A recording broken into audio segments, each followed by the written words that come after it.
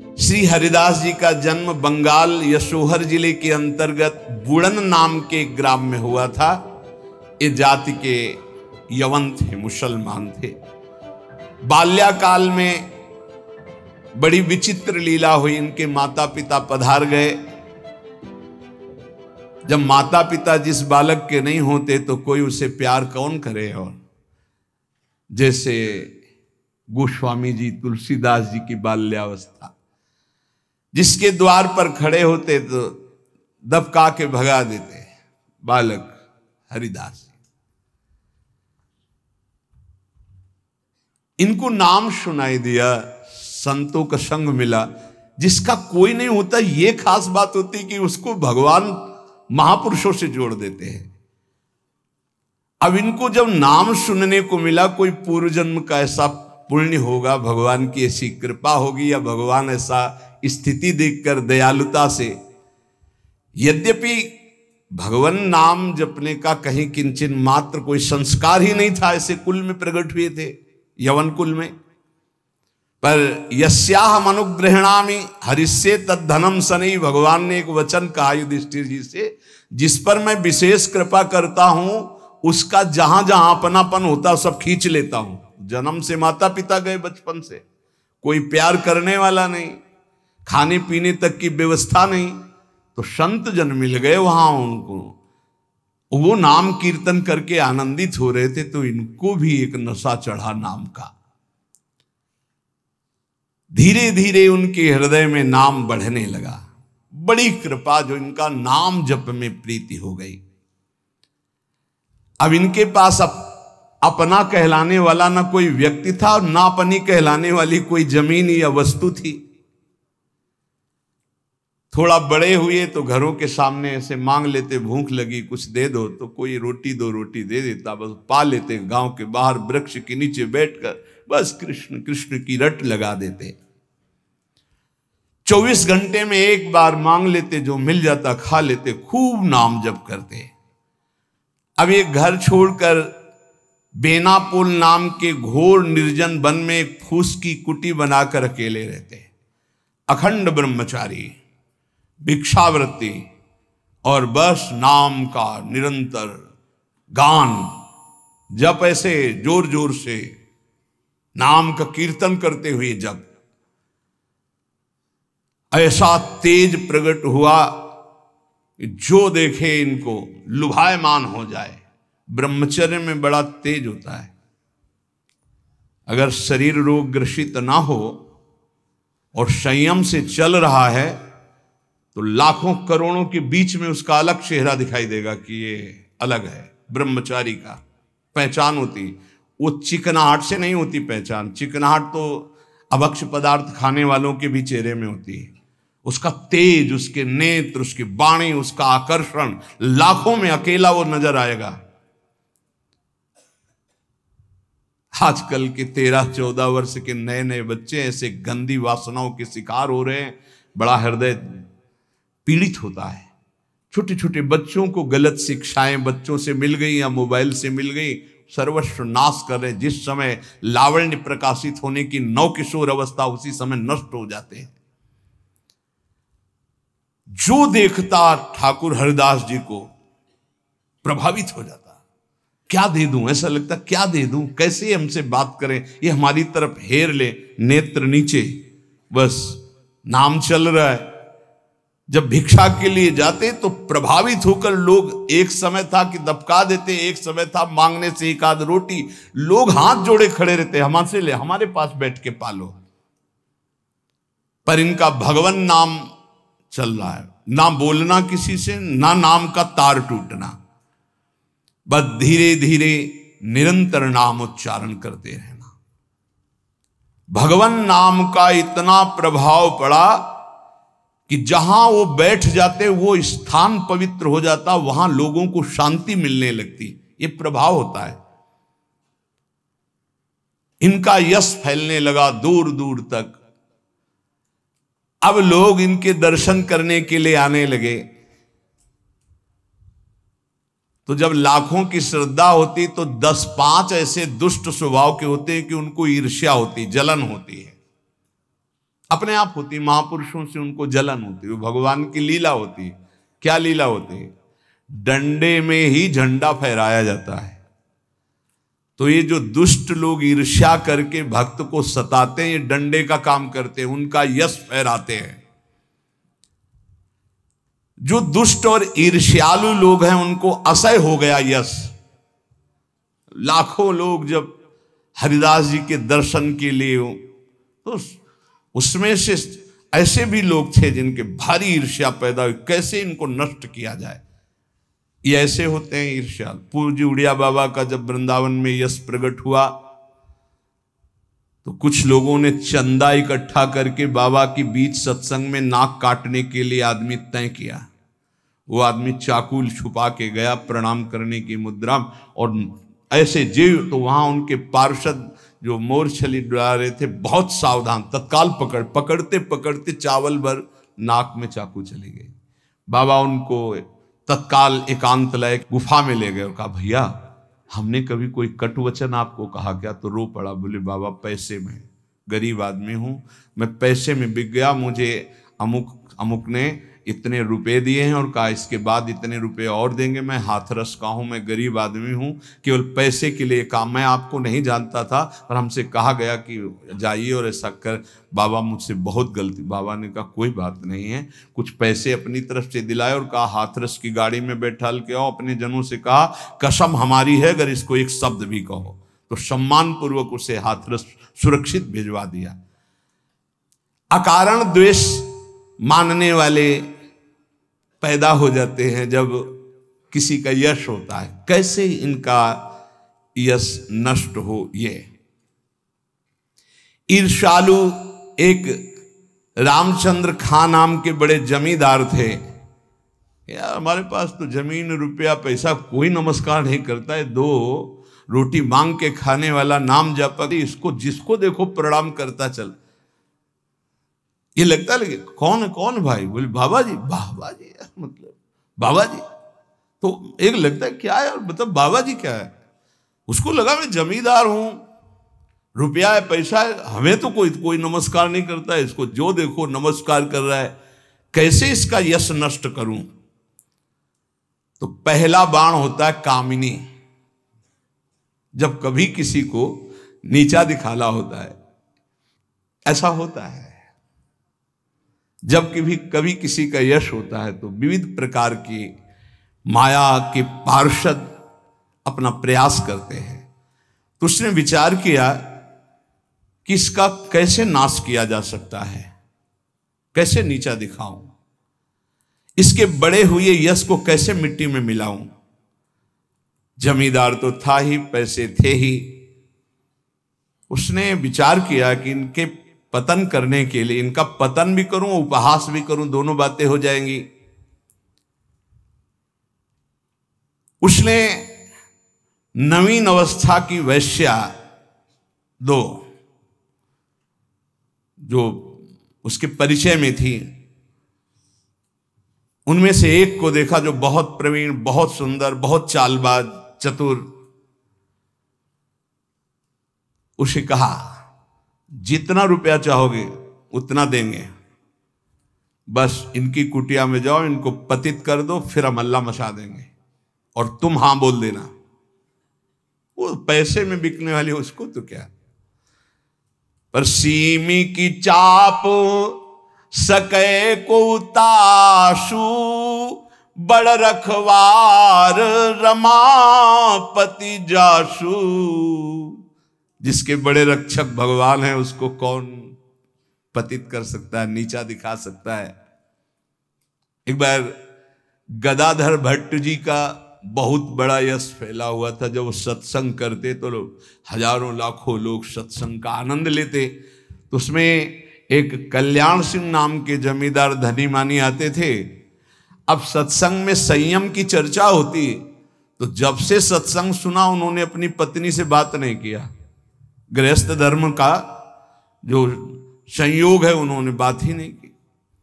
पत्नी ने देखा कि हमारे वर्षों होते जा रहे हैं और हमारे पति हमारे हाथ से गए। यद्यपि उनके सौम्य बर्ताव, बड़ा साधुता का बर्ताव, पर वो काम से पीड़ित होकर के हमारे जीवन में आग लगाने वाला एक गदाधर भट्ट जी हैं। अगर ये कथा न करते तो हमारे पति का स्वभाव न बदलता और हमारा जीवन गृहस्थ धर्म नष्ट ना होता। देख लेंगे हम इनको। और वो जमींदार धन था। एक भिखारिन गली में जा रही थी मांगती हुई, बुलाया उसको और गर्भवती थी। बोले तुम्हारे गर्भ का खर्चा, परिवार का खर्चा जब चाहोगे उतना धन देंगी, बस एक बात है। उसने विचार किया कि अगर गदाधर भट्ट पर अश्रद्धा हो जाएगी तो मेरे पति पुनः वापस हमें मिल जाएंगे, क्योंकि उन्हीं की बात पर वो आकर के ब्रह्मचर्य रह रहे हैं, संयम से रह रहे हैं। बोले तुम कथा के बीच में जाओ और कह दो जब ये नहीं था तब तो खूब आते थे और जब ये दे दिया तो आने बंद कर दिया, आप क्या व्यवस्था होगी इसकी, बस इतना तुझे बोलना है। वो जानती थी इतना बोलेगी कि लाखों की अश्रद्धा हो जाएगी। खूब सत्संग का रंग जमा हुआ था। इतने में वो आई और ऐसे सामने खड़ी हो गई। सब लोग आश्चर्यचकित। थोड़ा अच्छा कपड़ा पहना दिया था उसको।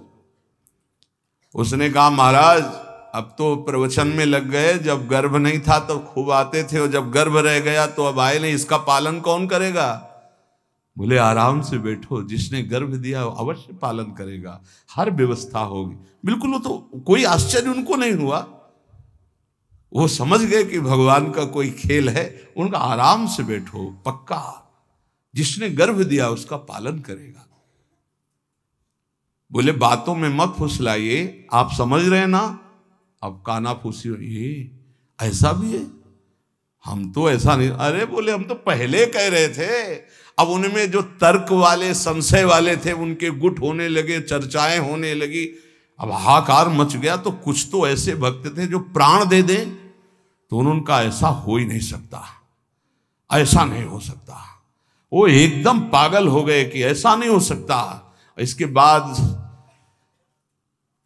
धीरे से सामने से गए, उसको इशारा किया बैग के लिए। वो उठी, पीछे आई। सत्य बोल, अगर सत्य नहीं बोली तो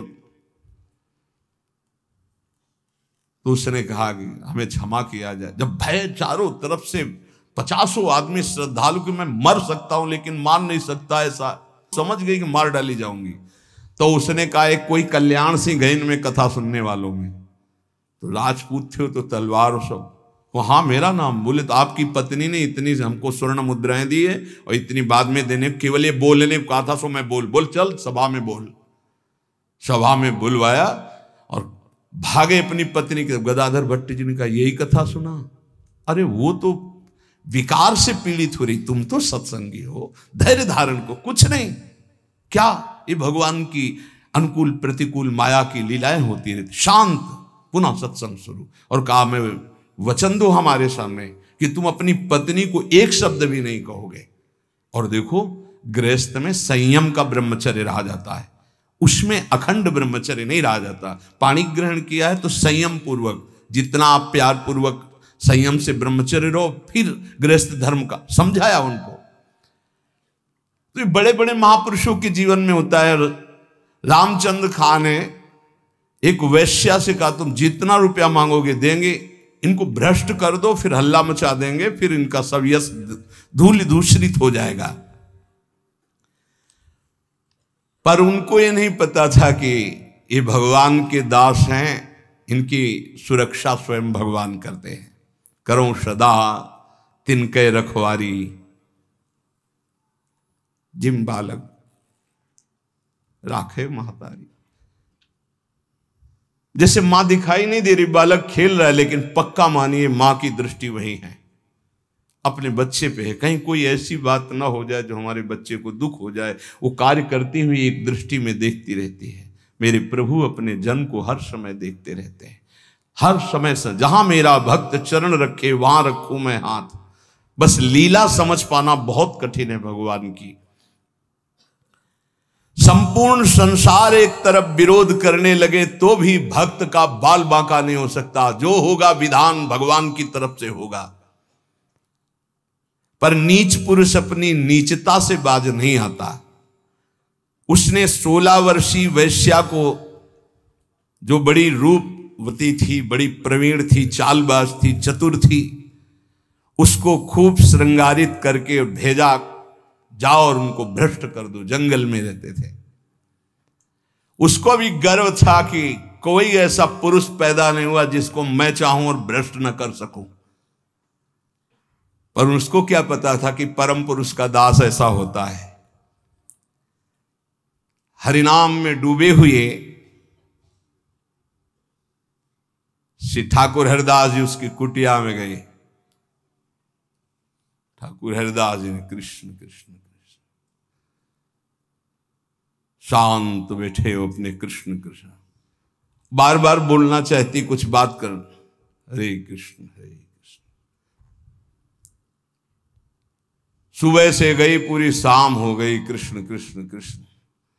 जहां वो कुछ बात करने को होती, मां हमारा नाम पूरा हो जाए, फिर वहां 1000-2000 नाम थोड़ी, लाखों की संख्या में 3 लाख नाम तो जोर जोर से जपते थे। वो बार बार बैठी उनकी मुख कांति को देखती रहती, बैठी रही। शाम हुई, सोचा रात्रि में बात तो हो ही जाएगी। वैसे तो 3 लाख नाम जप करके फिर लघु शंका आदि कभी उठते, आज उठे ही नहीं, पूरी रात्रि भी नाम चल रहा है। वैश्या फिर गई, श्रृंगार वंगार करके फिर दोबारा आई, फिर नाम कीर्तन। जब बीच में बोलने की बात करती तो हरे कृष्ण कृष्ण। कितनी कृपा वैश्या के ऊपर, ऐसे महापुरुष को बराबर देख रही, उनका नाम सुन रही। तीसरे दिन एकदम विचलित होकर के, आप हमसे बात क्यों नहीं करते? रुके, हाथ जोड़ा और कहा आपसे अच्छे से बात करूंगा, हमारी नाम जप की अभी संख्या पूरी नहीं हुई, उसको पूरी हो जाए। ऐसे अमृतमय वचन की हृदय एकदम हाय मच गया। ये क्या, वैसे मैं पापनी हूं, नीच हूं, गंदा आचरण करती हूं, ऐसे महापुरुष के लिए गंदी बात सोच रही। 3 लाख नाम की फिर तार चल पड़ा, हरे कृष्ण। उच्च स्वर से रोने लगी वो, शुरू हो गई हरे कृष्ण हरे कृष्ण। साथ में हरिदास जी ने देखा, हा अब क्या महापुरुषों का प्रभाव। हरिदास जी अब बोले, हाँ अब बात कर सकती हो। तो बात करने लायक नहीं रह गई थी। अश्रु प्रवाह चल रहा था और कृष्ण नाम चल रहा था। उठी और चरणों में लौट गई, का धिक्कार है मुझ निज पापनी को कि आप जैसे महापुरुष के लिए मैंने गंदी बात सोची, मुझे क्षमा कर दीजिए। चिल्ला चिल्ला करके रोने लगी। उन्होंने कहा, दुखी नहीं होना, मेरे प्रभु तुम पर बहुत कृपा किए हैं। वो आंखों से आंसू बहाती जा रही, गदगद कंठ से कह रही, पतित पावन आप मुझे स्वीकार कर लीजिए, मैं आपकी चरणों की दासी हूं। आप तो अहेतुकी कृपा करने वाले परम दयालु हैं। आप पात्र और अपात्र का विचार न कीजिए, मुझ जैसी नीच को स्वीकार कर लीजिए। और चिल्ला चिल्ला के रोने लगी। हरिदास जी ने कहा, जो नाम सुन रहा है वो नीच कैसे हो सकता है? उन्होंने कहा, आप मुझे जानते नहीं, मैं वैश्या हूं, मैं लोक निंदित हूं, मैं बहुत ही गंदी हूं, मैं खोटी बुद्धि से आपको भ्रष्ट करने आई थी। हरिदास जी ने कहा, इस समय आपके हृदय में क्या है? बोले, भगवान बस आपकी दास्ता, आपके आदेश का इंतजार। मैं क्या करूं, मुझे आदेश कीजिए। मैं नीच कैसे पवित्र हो सकती हूं? मैं आपकी शरण में हूं, आप मेरा उद्धार कीजिए। हरिदास जी ने कहा, देवी अब तुम वैश्या नहीं रही, उठो। मेरे प्रभु बड़े पतित पावन हैं, उनका नाम उनसे भी महान है, क्योंकि प्रभु को अधीन कर लेता है। मेरे प्रभु के नाम में कोई भेदभाव नहीं, कोई भी जप सकता है, कोई भी अपना परम कल्याण कर सकता है। मेरे प्रभु के नाम में इतनी सामर्थ्य है कि कोई इतना पाप इकट्ठा ही नहीं कर सकता जितना नाम में पाप नाश की सामर्थ्य है। तुमने जो पाप कर्म से पैसा पैदा किया है, आज से उसका प्रयोग मत करना, उसे हटा दो, उसे दे दो, गरीबों को बांट दो। और आज से तुम जो ये 3 दिन से नाम सुन रहे हो, इसी नाम को रटो। देखो ये नाम तुम्हें परम पावन कर देगा। वैश्या ने कहा अब तो मैं जाऊंगी नहीं अपने घर, संपत्ति बांटने की तो बात, अब वहां जाऊंगी नहीं। तो उन्होंने कहा फिर इसी कुटिया में रहकर तुम नाम जप करो, मैं चला। वो वैराग्य लेके उसी कुटिया में नाम जप करने लगी और उसका नाम हरिदासी हुआ। और हरिदास जी उसी समय उस कुटिया से निकले, सीधे शांतिपुर अद्वैताचार्य के समीप चले गए। अद्वैताचार्य जी बहुत बड़े महाभागवत, वो सदैव श्री कृष्ण चिंतन में संलग्न रहते, अद्भुत विद्वान, शास्त्रज्ञ, भगवत प्रेमी महापुरुष। अब वो फटे पुराने कपड़े पहन करके वैश्या वही नाम कीर्तन कर। अब उस जमींदार के तो होश उड़ गए कि मैंने भेष छुड़वाने के लिए वैश्या को भेजा था और यहां वैश्या ही अपना भेष परिवर्तन करके वहां नाम जप करने लगी। ये क्या है नाम जापक जन, भगवान के जन। उस वैश्या का वैसे ही सम्मान होने लगा कुछ वर्षों बाद जैसे हरिदास जी का होता था। लोग उस वैश्या के दर्शन करने आने लगे, हर समय वैसे ही नाम जप करते हुए उसी भूमि पर जिस कुटिया में वो रहते थे वह हरिदासी नाम से कही गई। क्या महिमा है भगवान नाम जापक संतों की। और इधर रामचंद्र खां ने अपने कुकृत्य का फल पाया कि बादशाह का कोई अपराध बन गया, साबित हो गया नहीं अपराध होने पर भी, तो तत्काल आदेश हुआ, सारी संपत्ति और जमींदारी उसकी जब्त कर ली गई, उसको जेल में डाल दिया गया। ये साधु अवज्ञा तुरंत भवानी, कर कल्याण अखिल के हानि। कोई ऐसा मुकदमा, कोई ऐसी बात आ गई जिसमें उनका अपराध साबित हो गया और सारी संपत्ति जमींदारी जब्त कर ली गई, उनको जेल भेज दिया गया। खाने की भी व्यवस्था भंग कर दी गई, जेल में भारी कष्ट उनको दिया गया। पक्का जो भक्त का अपमान करता है, भक्त को नीचा दिखाना चाहता है, उसकी दुर्गति पक्की हो जाती। यहां तो ये ब्याज है, मूल तो और मिलेगा। अब आती है भय की बात, यह है प्रलोभन। जब कोई भगवत मार्ग में चलता है तो इतना तो तैयारी रखो ही, जैसे आर्मी में कोई जाता ना तो इतना दौड़, इतनी ऊंच, इतनी को कूद होना चाहिए, ऐसा ऐसा, ये चढ़ना, ये उतरना। ऐसे हमने देखा जब हम गंगा किनारे भ्रमण कर रहे थे तो फतेहगढ़ फर्रुखाबाद ये ट्रेनिंग क्षेत्र है उधर, तो गंगा के किनारे ही रेती में देखा, जैसे दौड़ में रेती में दौड़ लगा रहे हैं और थोड़ा भी उनमें कमी होती तो पेट पकड़ के ऐसे कैसे कैसे उनको बिल्कुल मजबूत तैयार करते हैं। तो अपने लोग तो हरि पार्षद हैं, ये तो राष्ट्रीय सुरक्षा त्रिभुवनपति के पार्षद होते हैं, जो संत जन भगवान नाम जापक होते हैं। अब इनकी कसाई कितनी जोर की होती है, पर उनके हृदय में भय नहीं होता, बस ये बात समझ लीजिए। ये सुन करके भयभीत मत होना कि तुम्हारे ऐसे साथ नहीं। कक्षा 1 के विद्यार्थी को पीएचडी का प्रश्न नहीं दिया जाता, ये सब डिग्री प्राप्त हैं।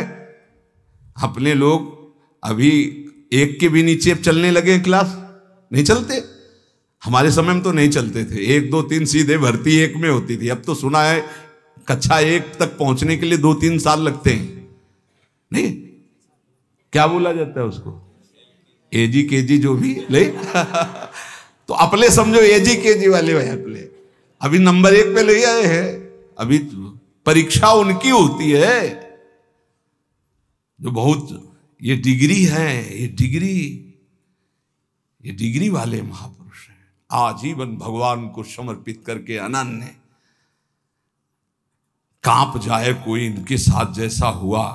पहली तो ये बात सुनी ना, एकांत जंगल है, 16 वर्ष की सुंदरी वैश्या है और वो आई है भ्रष्ट करने के लिए, और वो नाम जप कर रहे हैं 3 दिन 3 रात बराबर, एक बार भी। क्या मन है इनका, क्या है स्थिति इनकी? यह है भगवान के शरणागत की। जब तप भजन पूजन लौकिक पारलौकिक सब प्रकार के कार्यों में फल प्रदान करने के लिए विश्वास प्रधान है, विश्वास होना अति अनिवार्य है। जिस पर जैसा विश्वास जम जाता है उसको वैसा ही फल मिलता है। साधना का फल विश्वास है। बिन विश्वास भगत नहीं ते बिन द्रवहि न राम, हित ध्रुव जो विश्वास है तभी सुधरे बात। विश्वास है तो असंभव को भी संभव कर देना। असंभव ये विश्वासी के लिए शब्द ही नहीं है। असंभव ऐसा नहीं हो सकता, ये विश्वास में नहीं है। संभव हो सकता है, असंभव को भी संभव कर दे, उसका नाम विश्वास है। विश्वास के सामने कुछ नहीं होता, विश्वास सबसे बड़ी चीज होती है। मीरा जी के कान में बताया, उनकी सखी थी जो दास्ता में रहती थी, उन्होंने कहा पीना मत, ये गिरधर का चरणामृत कह के आपको दिया गया चरणामृत नहीं है, हलाहल विष है। तो उनका बावरी, कहा है गिरधर का चरणामृत, वचन से कहा है तो मैं स्वीकार करती हूं मेरे गिरधर का चरणामृत। जय गिरधर गोपाल। पूरा हलाहल विष पी गई, पूरी रात कीर्तन करती रही, कहीं कुछ नहीं, एक बार भी मूर्छा नहीं आई। और जब विक्रम राणा ने सुना कि हलाहल विष पिया, तो पिलाने वाली जो दासियां गई थी उन्होंने उनका सरकार सामने पिया है। तो उनका इस वैद्य ने गड़बड़ी कर दी, बुलाओ इस वैद्य को जिसने जहर बनाया था। वो तो राज शासन। हाँ हुजूर। बोले लाओ कटोरा, लाओ कटोरा लाए। बोले धो इसको, पिलाओ इसको। बोले सरकार मर जाऊंगा, इतना हलाहल विष है कि 50 लोग कटोरा धो के पिलाने पे मर सकते हैं। तो उनका मीरा नहीं मरी, पूरा जहर पीकर तू कैसे मर जाएगा, तूने जहर बनाया ही नहीं। तो उनका सरकार पिला दोगे तो मर जाएंगे। धो के पिलाया, जब जे ही जबान में पिया, फड़क फड़क करके मर गया। इतना धोने वाले उसमें विष था, तो हलाहल विष, कोई असर मीरा जी के ऊपर नहीं हुआ। क्यों? विश्वास, गिरधर का चरणामृत।